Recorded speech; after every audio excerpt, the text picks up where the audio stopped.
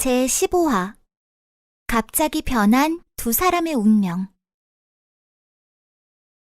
아르바체스는 율리아가 마약을 가지고 가서 어떻게 됐는지 알고 싶었다. 율리아가 글라우커스에게 감쪽같이 먹였을까? 먹였다면 어떤 일이 일어났을까? 아르바체스는 한시바삐 알고 싶어서 저녁 무렵에 디오메드의 별장으로 갔다. 그때 사람들은 나들이 할 때 반드시 서판과 철필을 허리띠에 끼우고 다니는 버릇이 있었다.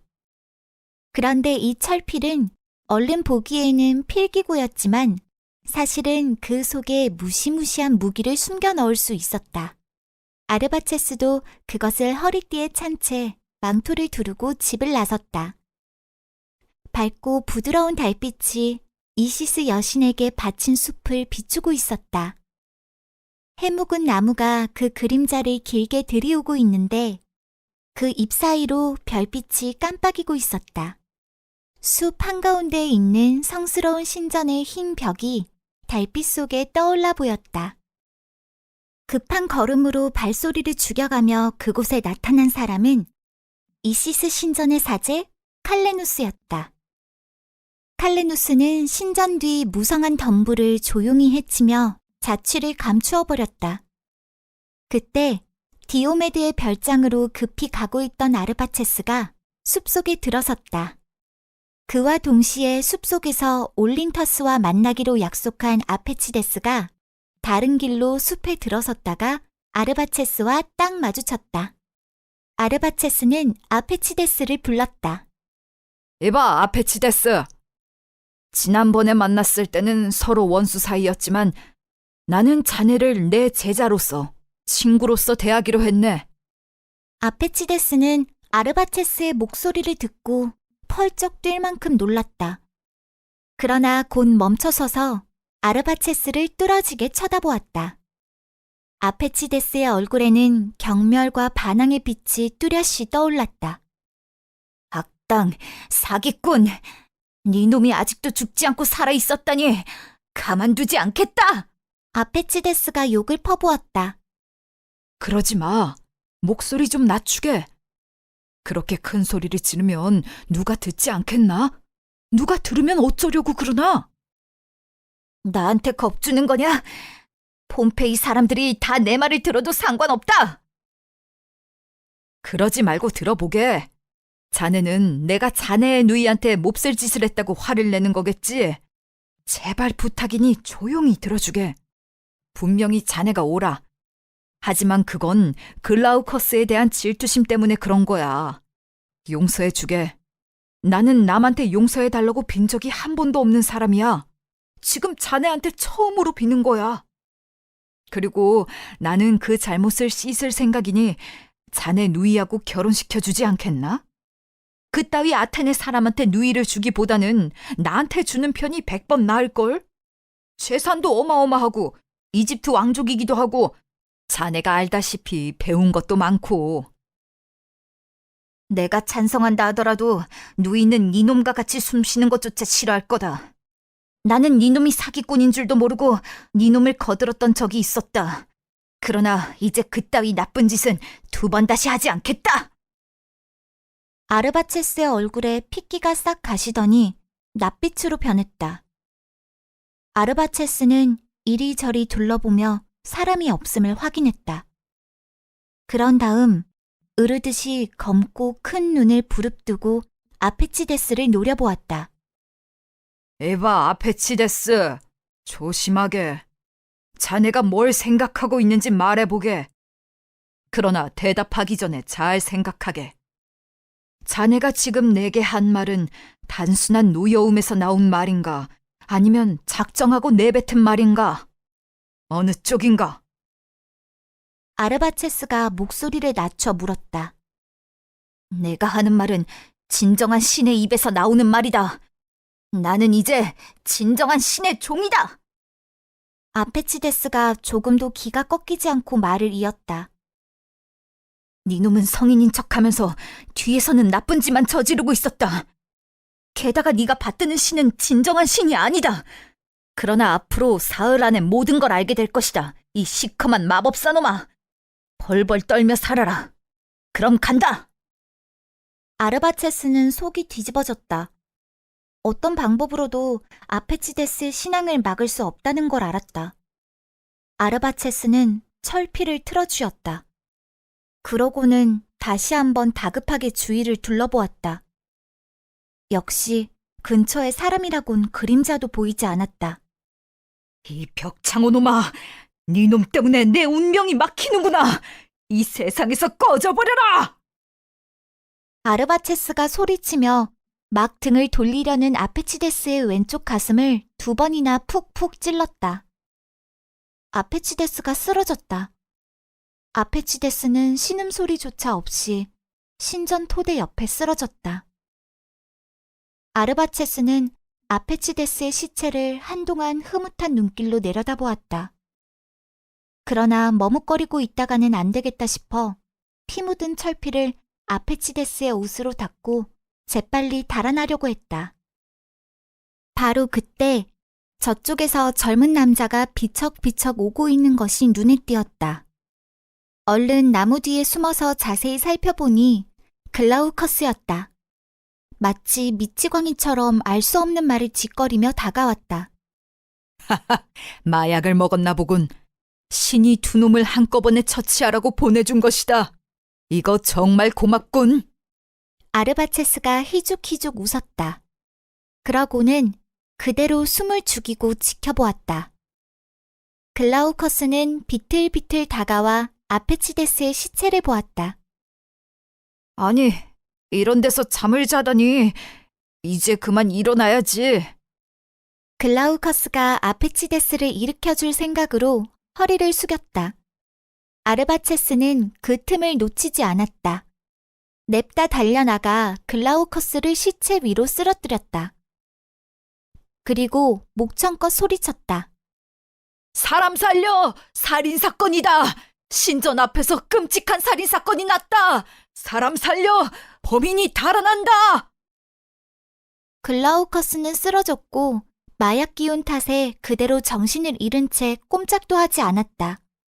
수많은 사람이 떼지어 몰려왔다. 시체를 일으켜 보십시오. 그리고 범인이 달아나지 않도록 잘 지켜주십시오. 아르바체스가 말했다. 몇몇 사람이 시체를 일으켜보니 그 사람은 그들이 평소에 존경하던 이시스 신전의 사제였다.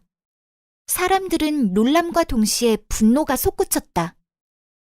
그러나 더욱 놀란 것은 범인이 그들이 존경하던 의젓한 신사, 글라우커스라는 사실이었다. 글라우커스가 이런 짓을 할 줄은 꿈에도 몰랐는데. 모든 사람이 입을 모아 말했다. 글라우커스는 이따금 입을 오물거리면서 알 수 없는 말을 중얼거릴 뿐이었다. 나는 저 이집트 사람이 한 것으로 믿고 싶군. 몇몇 사람이 이렇게 수군거렸다. 그때 치안대장이 사람들을 해치고 나섰다. 병사들도 많이 왔다. 이런, 이 피 좀 봐. 누가 죽였지? 사람들이 글라우커스를 가리켰다. 이 사람이야? 이상한걸. 오히려 자기가 죽음을 눈앞에 둔 꼴이잖아. 누가 저 사람이 범인이라고 했지? 나요. 아르바체스가 자랑스럽게 나섰다. 그리고 우연히 지나가다가 살인 현장을 보았다고 증언했다. 아르바체스가 입은 보석이 잔뜩 박힌 으리으리한 옷을 보고 눈이 어두워진 병사들은 두말 않고 그 증언을 믿어버렸다. 그러는 사이에 사람들도 정신이 나간 글라우커스가 얼떨결에 죽인 거라고 생각하기 시작했다. 글라우커스를 동정하던 여론도 이내 가라앉고 말았다. 이렇게 나이가 젊고 돈이 많은데 큰 죄를 지었구나. 우리가 존경하는 이시스 신전 사제를 신전 앞에서 죽이다니. 병사의 말을 듣고 사람들은 신을 모독한 걸 절대로 용서할 수 없다고 생각했다.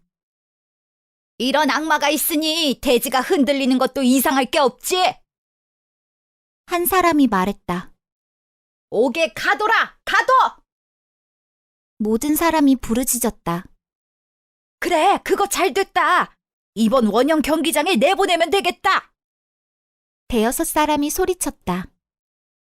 그렇게 생각하고 보니 아무도 글라우커스를 딱하게 여기지 않았다. 그때 뒤에서 사람들을 해치면서 몸이 다부지게 생긴 사내가 걸어왔다. 올린터스였다. 올린터스는 아르바체스와 마주섰다. 그리고 피투성이가 된 아페치데스를 몹시 놀란 슬픈 눈길로 물끄러미 내려다보았다. 아, 이렇게 죽임을 당하고 말았구나. 자네가 종교에 열심히인 걸 놈들이 알아차리고 자네를 죽인 걸세. 올린터스가 말했다. 그리고 아르바체스를 향하여 오른손을 뻗으며 굵고 나직한 목소리로 외쳤다. 누가 이 젊은이를 죽인 것이냐? 아르바체스, 신의 이름을 걸고 말하겠다. 나는 네 놈이 범인이라고 믿는다. 그러자 순간 아르바체스의 얼굴에 당황한 빛이 떠올랐다. 그러나 그 빛은 금세 쓰러졌다. 사람들은 뜻밖의 소리에 놀라 어떻게 되려나 싶어 두 사람 근처로 바짝 모여들었다. 아르바체스는 젠체하며 말했다. 나는 알고 있다. 나를 범인이라고 하는 이 사람이 누군지. 그리고 무엇 때문에 나에게 없는 죄를 뒤집어 씌우려고 하는지. 여러분, 이 사람은 나사렛 교도인지 기독교도인지 하는 자들과 한패인데 그 중에서도 가장 열심인 자요. 그렇기 때문에 나를 원망하여 이집트 사람인 내가 이집트 신의 사제를 죽였다고 떠벌리는 겁니다. 조금도 이상할 게 없죠. 그때 대여섯 사람이 소리쳤다. 나도 알고 있어요. 저놈은 올린터스라고 하는데 기독교도입니다. 아니, 무신론자요. 저놈은 우리가 믿는 신들을 인정하려 하지 않아요. 형제들이여, 제발 조용히 하시오. 올린터스가 엄숙하게 외쳤다. 내가 하는 말 잘 들으시오. 죽임을 당한 이 사제는 살아있을 때 기독교를 받아들였소. 그리고 저기 있는 저 이집트 사람의 더러운 죄와 이시스 신전에서 벌인 속임수를 알려주었습니다. 그 더러운 죄악을 사람들 앞에서 말하려던 참이었소. 이 사제는 미움산 일도 없고 왼수진 일도 없는 아테네 사람인데 이런 사제의 피를 흘리게 할 사람은 이 사제의 입을 두려워하는 사람밖에 없을 것입니다. 이 사제의 입을 가장 두려워하는 사람이란 누구겠습니까?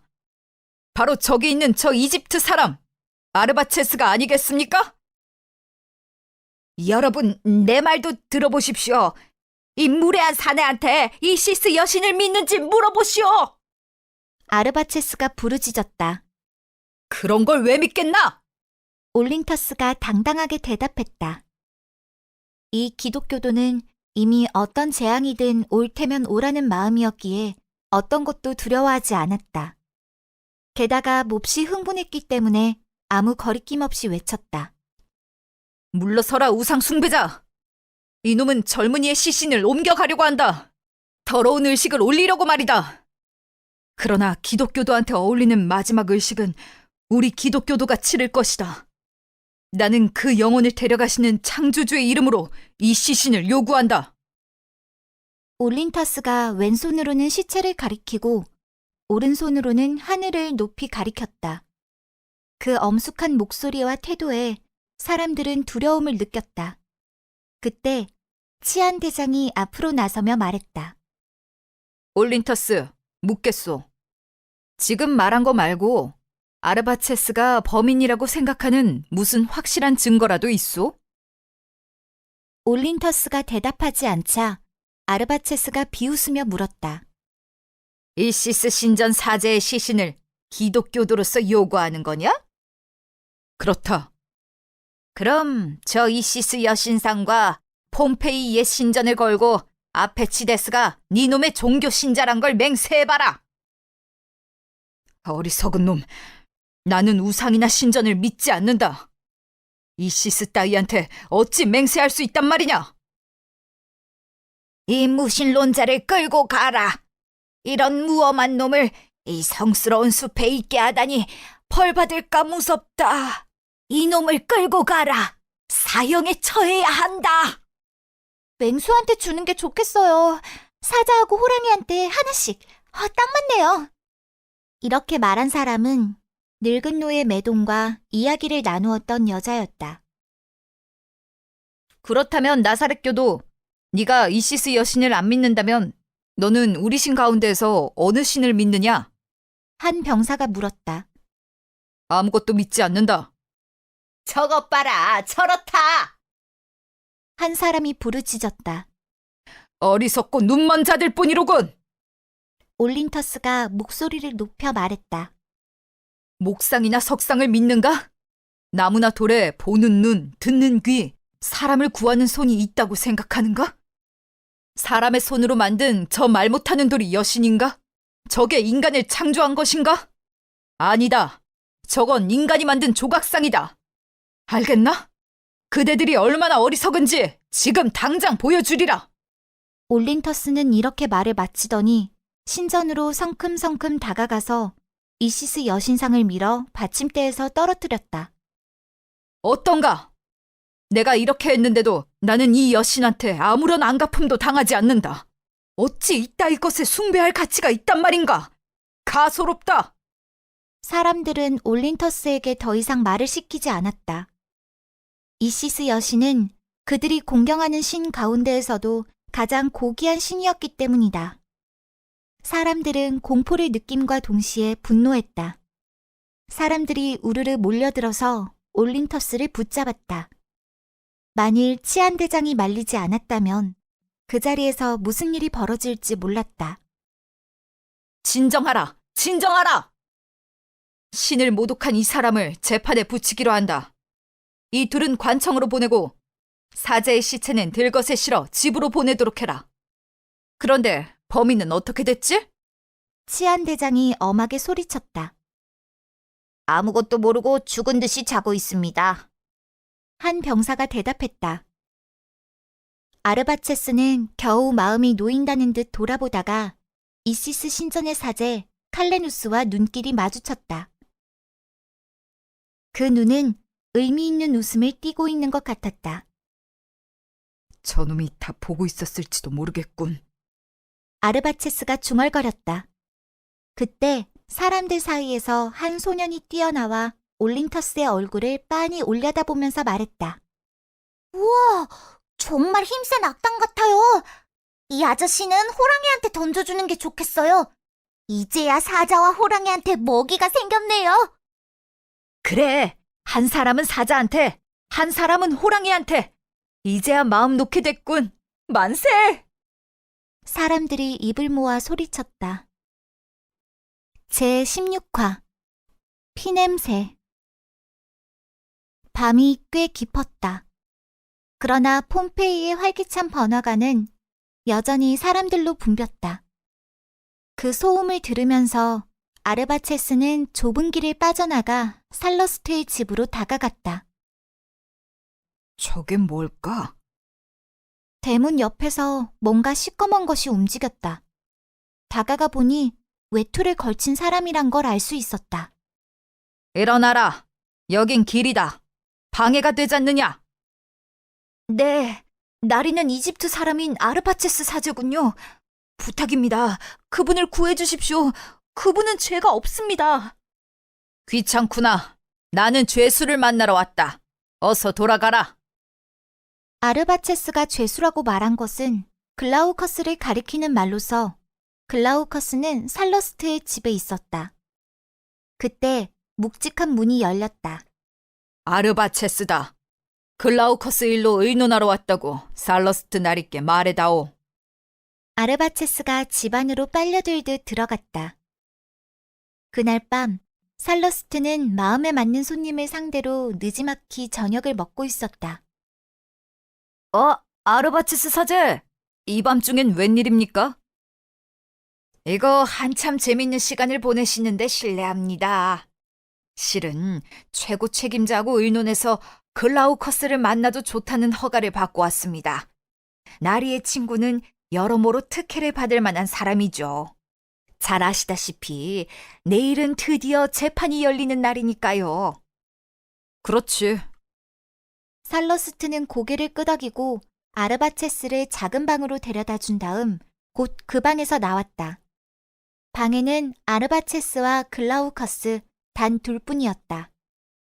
글라우커스, 우리 두 사람은 서로 원수 사이일세. 그런 내가 혼자 자네를 만나러 왔네. 이 밤중에. 어쩌면 자네 목숨을 구해줄 사람으로서 말이지. 글라우커스의 얼굴빛은 창백했다. 나는 자네를 구할 수가 있어. 그러나 구하기 위해서는 자네가 먼저 죄를 자백하지 않으면 안 돼.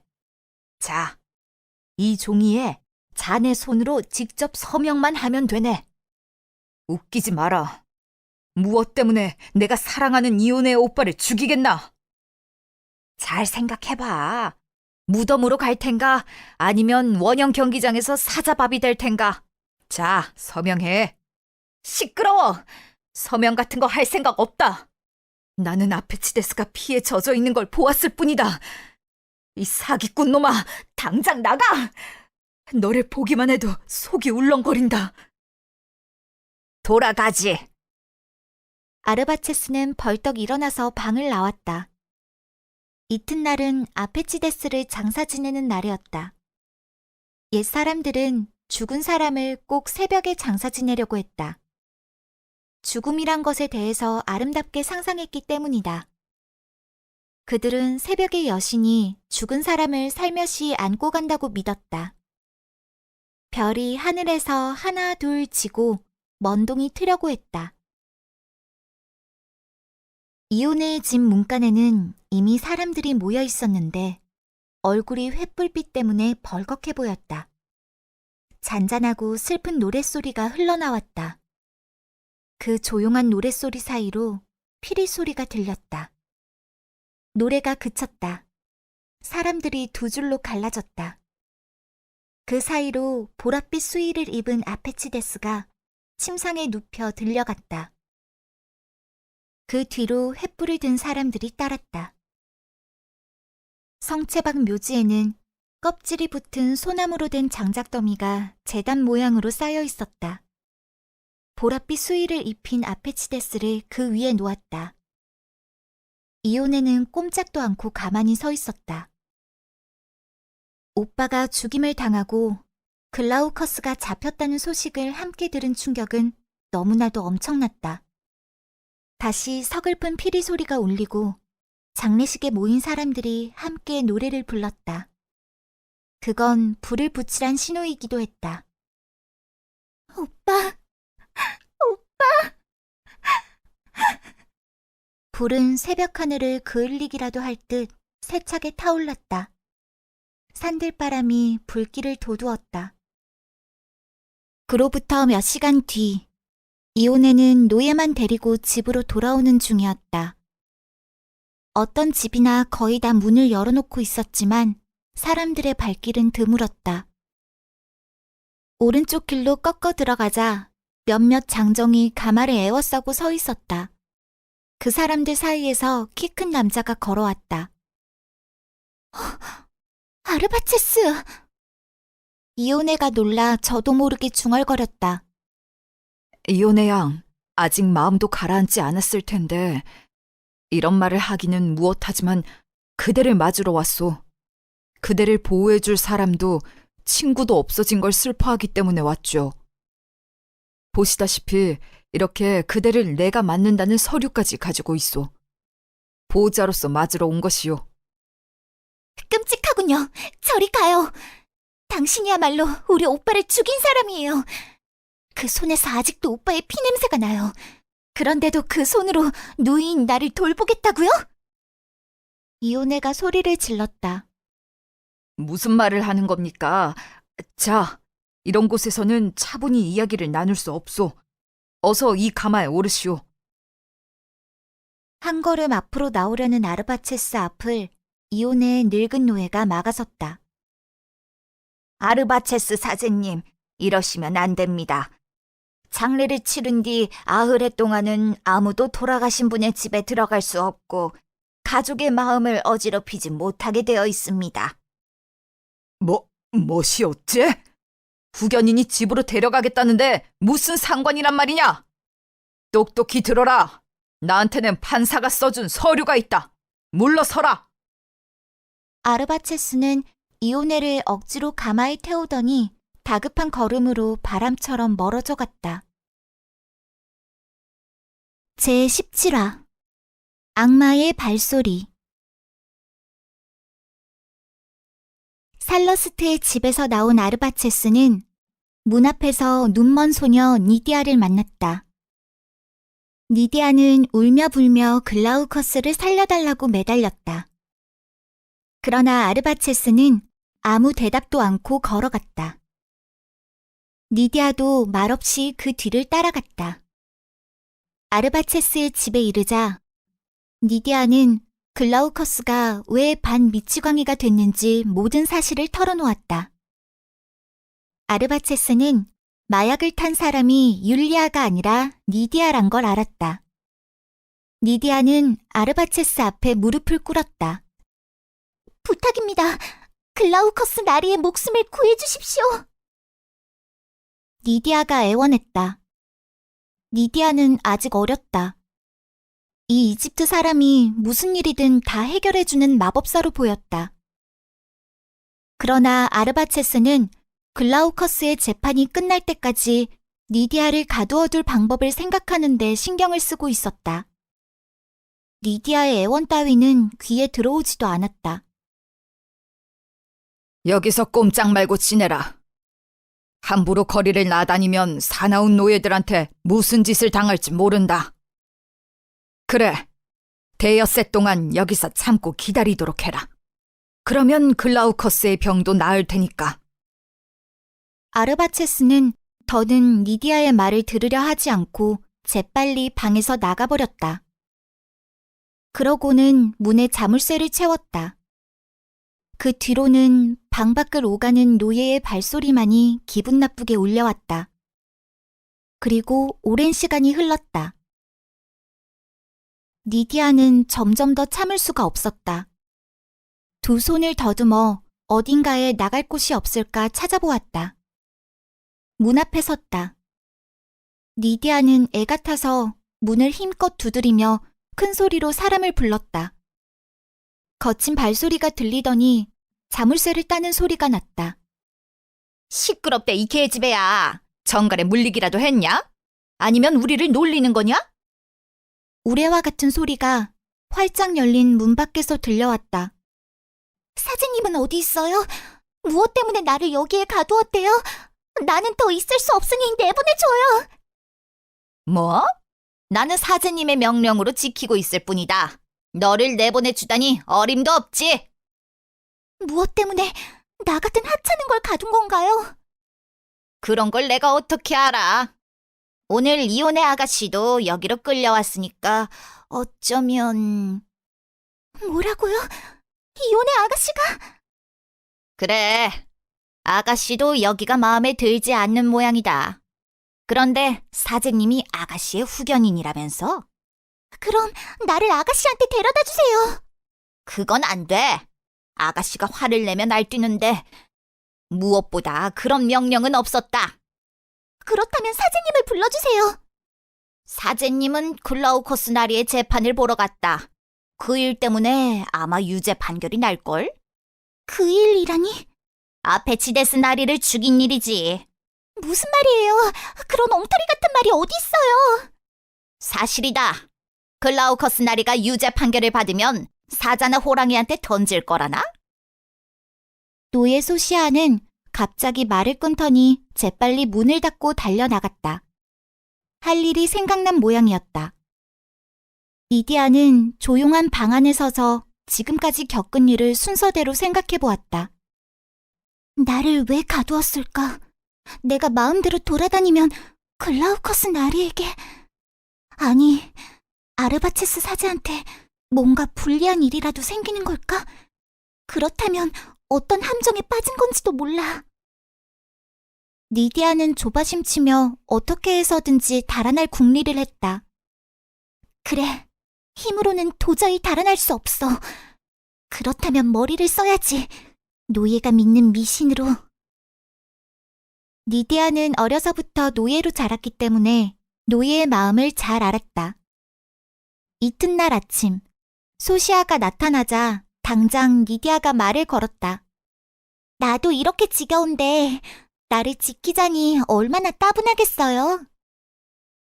니디아가 아무렇지도 않은 목소리로 물었다. 머리가 둔한 소시아는 니디아가 생각했던 대로 걸려들었다. 그래. 즐거우려면 자유를 살 돈을 모으거나 사제님이 나를 풀어주거나 해야 하는데 내가 내 운명이란 걸 알 수 없으니 따분할 수밖에. 어머, 운명은 알 수 있는 거예요. 몰랐어요? 여러 가지 방법이 있는데 마법의 돌이 있으면 알 수 있어요. 아, 그런데 여기에는 그런 돌 같은 건 없죠. 그렇다면 공기 마법이 최고예요. 그거 무서운 거 아니야? 무서울 것 없어요. 그저 소원이 이루어질지 어떨지 물 튀는 소리만 들어보면 돼요. 뭐? 어떻게? 먼저 별이 뜨기 시작할 무렵에 아무 마당문이나 열어놓는 거예요, 살그머니. 그러면 귀신이 초대받은 줄 알고 들어오죠. 다음엔 그 문에서 조금 안쪽에 과일과 물을 놓아두세요. 그건 환영한다는 뜻이죠. 그리고 해가 지고 3시간이 지나서 되도록 차갑게 식힌 물을 떠다 놓으세요. 작은 항아리에 담아도 괜찮아요. 그렇게 하면 무엇이든 다 알 수 있대요. 엄마한테 들은 거예요. 그래? 그렇다면 어디 한번 해볼까? 문 열어놓는 거 잊으면 안 돼요. 해지고 3시간이 지나야 하고요. 그때 여기로 오세요. 그날 밤 소시아가 일부러 닫지 않은 마당문으로 한 남자가 몰래 들어왔다. 이시스 신전의 사제 칼레누스였다. 칼레누스는 뜰을 지나 아르바체스의 방으로 다가갔다. 칼레누스 아닌가? 잘 왔네. 아르바체스가 칼레누스를 보고 방을 나왔다. 겉으로는 웃음을 띠고 있었지만 목소리는 이상하게 떨렸다. 아름다운 밤이로군. 내일 아침에는 글라우커스한테 사형이 떨어질 걸세. 나는 그 불쌍한 살인범에 대해서. 살인범? 살인범이라고? 그분이 죄가 없다는 걸 사제님만큼 잘 아는 사람은 없지 않습니까? 무슨 소리를 하는 거야? 사제님, 저는 그때 그 성스러운 숲에 있었습니다. 처음부터 끝까지 다 보았지요. 자네가 다 보았단 말인가? 네, 다 봤지요. 칼레누스, 대체 원하는 게 뭔가? 지하에 있는 물건입니다. 뭐 다 달라는 건 아닙니다. 이 칼레누스가 폼페이에서 제일 가는 부자로 살 수만 있으면 됩니다. 아르바체스의 얼굴에 야릇한 웃음기가 떠올랐다. 갑자기 말씨가 누그러졌다. 자네하고 나는 오랜 친구일세. 나를 위해서 자네가 무던히 애써주었지. 그래, 얼마든지 가져가게. 설마 내 목숨을 노릴 생각은 아니겠지? 고맙네, 말해주어서. 뭘요? 칼레누스가 빙그레 웃어 보였다. 두 사람은 재물을 감추어둔 비밀방으로 발길을 돌렸다. 비밀방은 땅을 파고 만든 것일 뿐 나지막한 천장을 짧고 굵은 기둥으로 받쳐놓은 것에 지나지 않았다. 당시 호화찬란한 그리스풍 건축물과는 거리가 먼 것이었다. 아르바체스가 들고 있는 등불의 푸르스름한 불빛이 울퉁불퉁한 벽을 비추어 주었다. 내일 글라우커스 나리가 들어갈 방은 이렇게 눅눅하지는 않겠지요?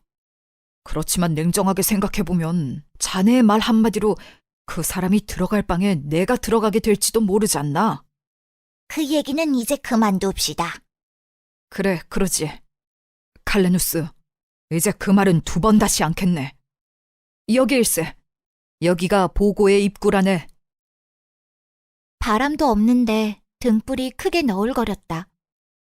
벽 속에 끼운 거칠게 다듬은 검은 철판의 열쇠구멍에 아르바체스가 손을 댔다. 그리고 굵은 열쇠를 그 구멍에 꽂았다. 녹슨 쇠에서 나는 이상한 소리를 듣자 칼레누스의 가슴이 뛰었다. 끽 소리를 내면서 철문이 열렸다. 자, 마음 놓고 들어가게. 저 안에 있는 건 자네 물건일세. 내가 등불을 들고 있을 테니 자네 눈으로 실컷 보게. 이렇게 말하자마자 아르바체스는 칼레누스를 억센 힘으로 냅다 떠밀어 지하실에 쳐넣어버렸다. 칼레누스는 갑자기 떠밀리는 바람에 나동그라졌다. 곧 벌떡 일어나서 철문을 향해 달려들었다. 그러나 이미 철문은 굳게 닫혀버리고 푸르스름한 불빛도 까만 철문에 가려 보이지 않았다. 가느다란 빗줄기만 문틈으로 새어들어왔다.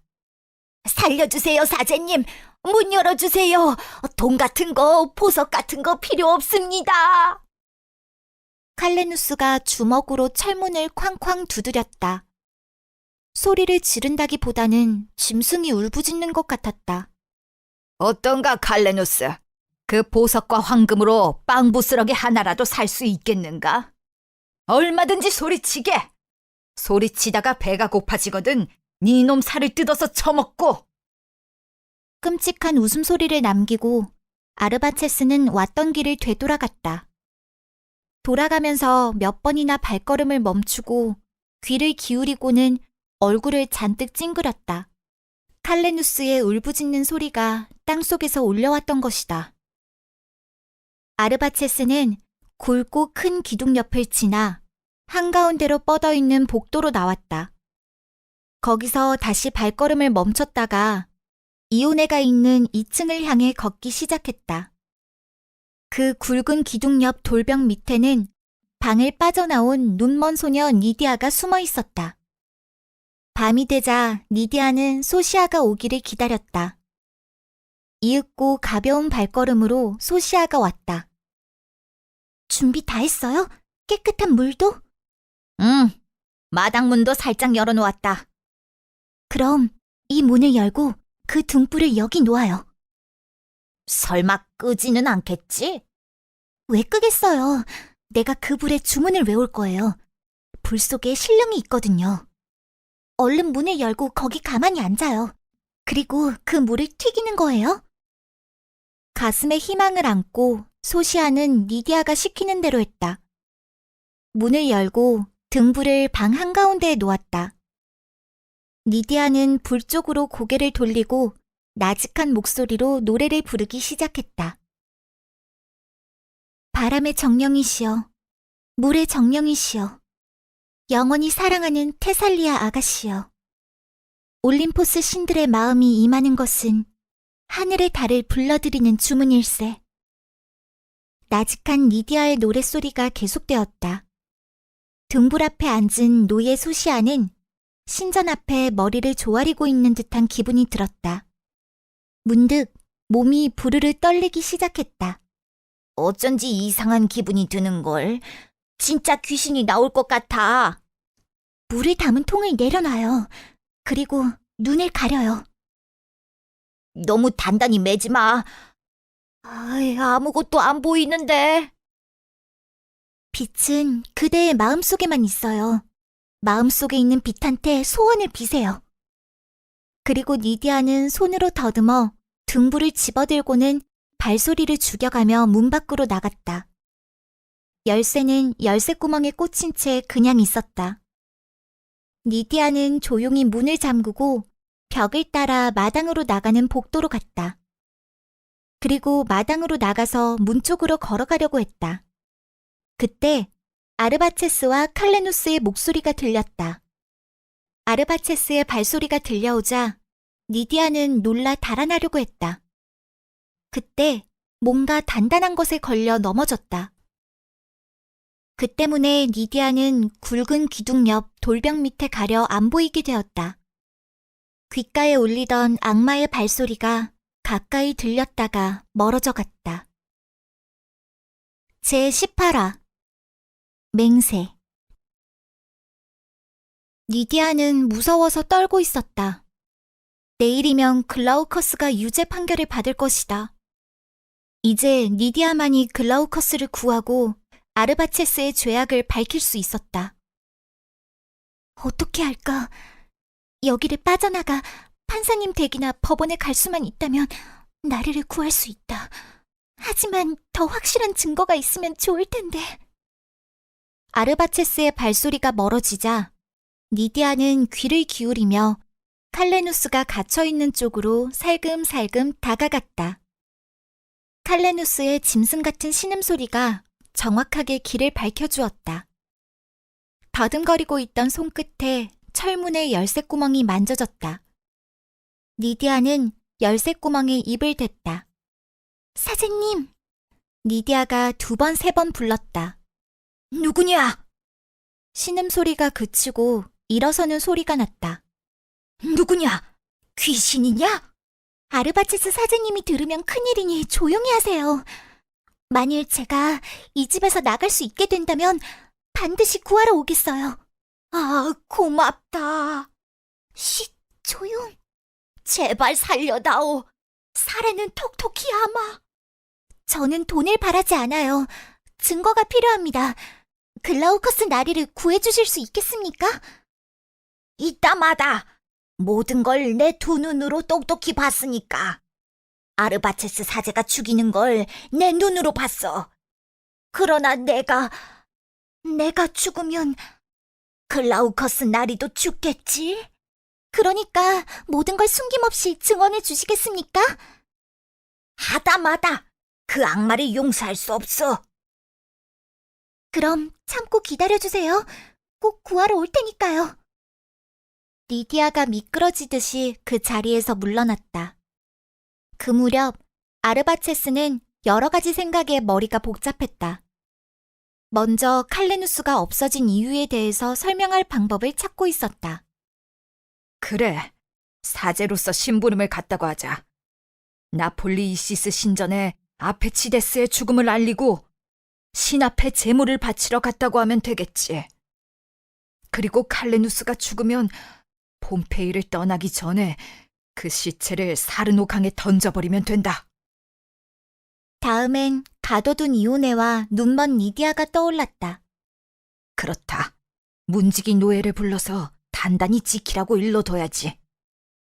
아르바체스는 노예를 시켜 이오네의 방과 니디아의 방으로 보냈다. 그 노예가 가보니 이오네의 방을 지키는 노예는 몹시 지루한 듯 벽에 기대고 있었다. 그러나 니디아의 방 근처로 가자 안에서 이상한 소리가 새어나왔다. 남자의 목소리였다. 낮고 애처로운 목소리였다. 아니, 저 소리는 소시아의 목소리가 아닌가? 뭔가 이상하다고 느낀 노예가 후다닥 뛰어갔다. 문 좀 열어줘. 제발. 소시아의 목소리가 안에서 들려왔다. 노예는 재빨리 문을 땄다. 어떻게 된 거야, 소시야? 설마 아이를... 눈먼 아이는 어떻게 됐지? 부탁이야. 그 계집의 이야기는 하지 말아줘. 나 쫓겨나면 큰일이야. 아직 집안에 숨어 있으면 좋으련만. 아마 있을 거야. 눈먼 아이잖아. 그렇게 쉽게 못 빠져나가. 소시아는 이렇게 말하긴 했지만 열어놓은 문이 걱정되었다. 쏜살같이 밖으로 달려나가 보니 그 문 가까이에 니디아가 서 있었다. 이놈의 계집애! 어딜 달아나려고! 그렇게는 안 되지! 소시야, 목소리가 크다. 나리는 유난히 눈치가 빠르단 말이야. 알았어. 이 계집애가 내 눈을 가렸던 천으로 얘 입을 틀어 막아줘야지. 소시아는 니디아를 가뿐하게 떠매고 갇혔던 방에 도로 쳐넣었다. 그러고 나서 몇 시간이 지나갔다. 니디아는 조바심 치며 다시 달아나야겠다고 마음먹었다. 소시아는 또 속았다가는 큰일이라고 생각했던지 이튿날 아침까지도 나타나지 않았다. 아침 먹을 시간이 되자 소시아는 먹을 것과 마실 걸 담은 바구니를 방 안에 들여놓기만 할 뿐 아무 말도 없이 문을 잠가버렸다. 시간은 사정없이 흘러갔다. 오늘은 글라우커스 나리의 판결날이야. 그러니까 오늘은 감시가 더 심할 거야. 니디아가 문을 밀어보았지만 꼼짝도 하지 않았다. 힘으로도 머리로도 이제는 달아날 길이 없다고 생각하자 니디아는 견딜 수 없이 괴로웠다. 하지만 이럴 때일수록 당황하면 안 돼. 침착해야 해. 침착하면 틀림없이 좋은 생각이 떠오를 거야. 니디아는 곰곰이 탈출할 궁리를 해보았다. 그러나 뾰족한 수가 떠오르지 않았다. 역시 노예 소시아만이 희망이었다. 그래, 돈으로 사는 거야. 니디아는 이오네에게 받은 팔찌를 만져보았다. 목에는 금목걸이가 걸려 있었다. 니디아는 잇따라 문을 두드렸다. 왜 그래? 소시아가 볼멘 소리로 대꾸했다. 친절한 소시아 아저씨, 그렇게 꾸중하지 말아줘요. 나 심심해서 죽겠어요.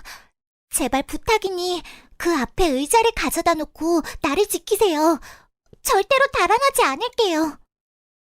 소시아는 본디 수다 떨기를 좋아하는 사람이었고 다른 사람을 불쌍히 여길 줄 아는 사람이었다. 여자아이가 애처롭게 매달리자 그만 마음이 흔들려서 니디아의 말대로 문 앞에 의자를 가지고 와서 앉았다. 아저씨, 지금 몇 시나 되었나요? 지금 저녁 때야. 염소가 집으로 돌아오고 있으니까. 아, 참! 재판은 어떻게 되었어요? 두 사람 모두 사형을 받을 거래. 그래서 언제 처형되나요? 내일 원형 경기장에서. 너만 아니면 나도 다른 사람들처럼 구경하러 갈 수 있을 텐데. 정말 재수 더럽게 없지 뭐. 니디아는 온몸에 피가 얼어붙는 듯한 느낌이 들어 비틀비틀 주저앉고 말았다. 그러나 곧 정신을 차렸다. 혹시 자유를 사는데 돈이 얼마나 드나요? 또 시작이군. 이제는 안 속는다. 그게 아니에요. 나 어제 일을 사과하는 뜻에서 뭔가 드리고 싶어요.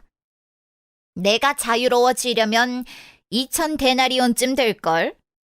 그거면 돼요? 그러면 이것 좀 보세요. 이 목걸이하고 팔찌.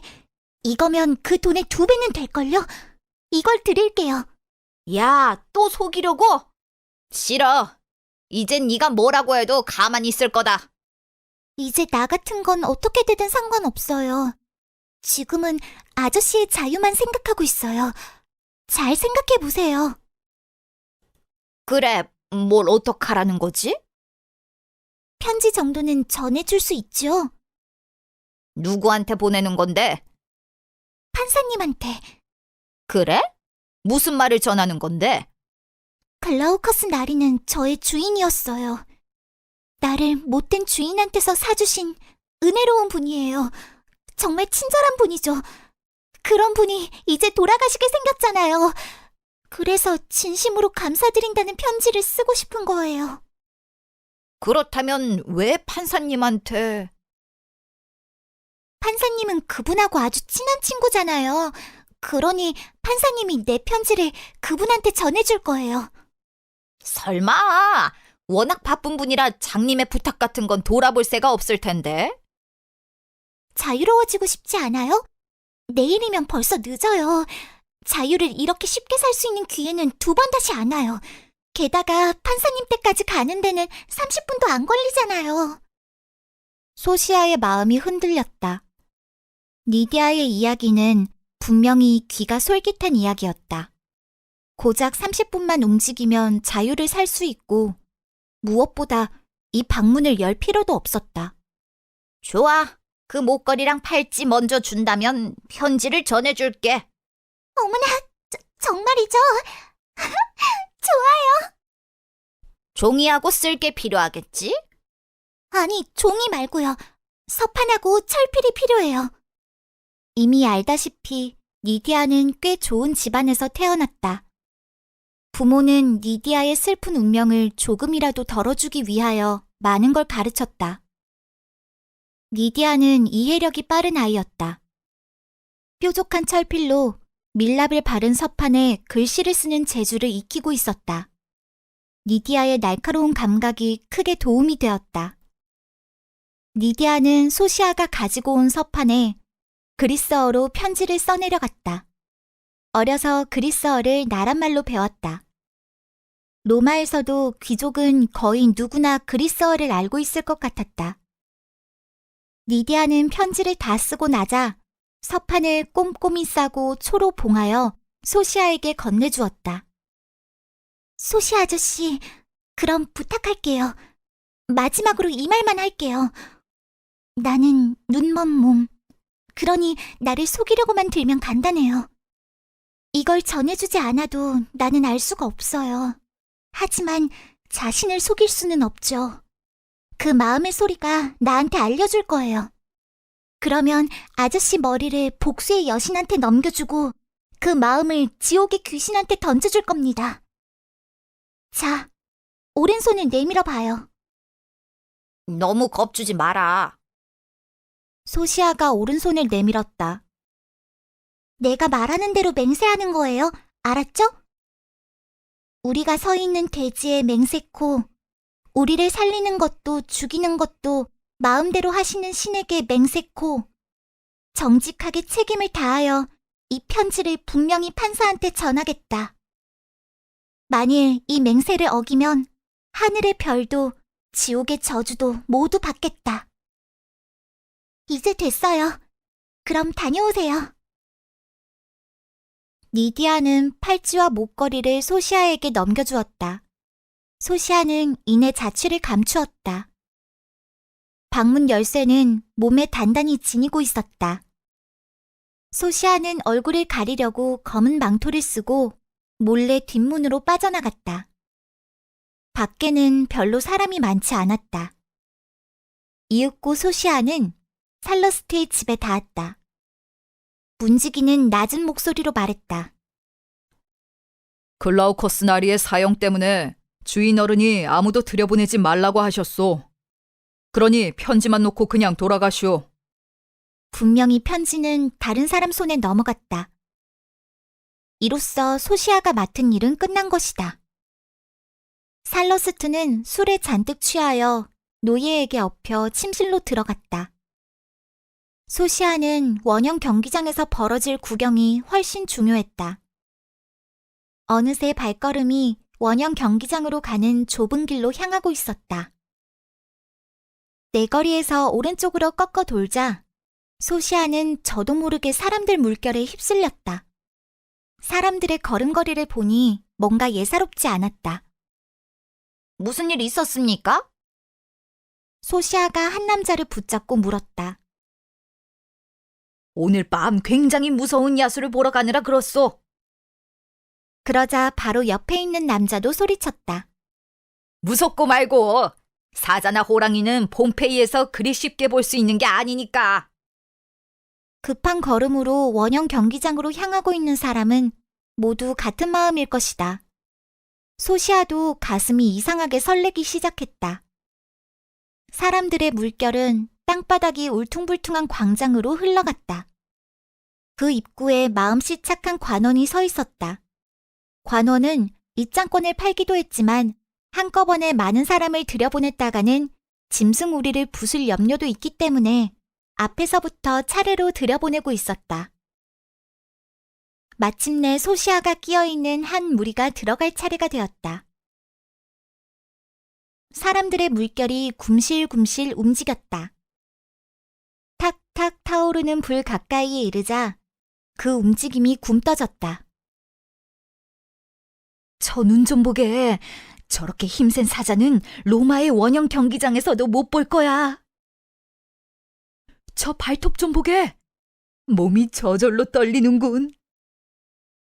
좁은 우리 안을 끊임없이 왔다 갔다 하는 사자의 모습에서 사나운 분노를 엿볼 수 있었다. 벌써 며칠째 아무것도 먹지 못한 모양이었다. 이 무시무시한 사자가 원형 경기장으로 뛰어나왔을 때의 모습이 눈앞에 떠올랐다. 저 앞 못 보는 니디아가 잊지 못하는 글라우커스의 겁먹은 얼굴이 떠오르자 소시아는 몸이 덜덜 떨렸다.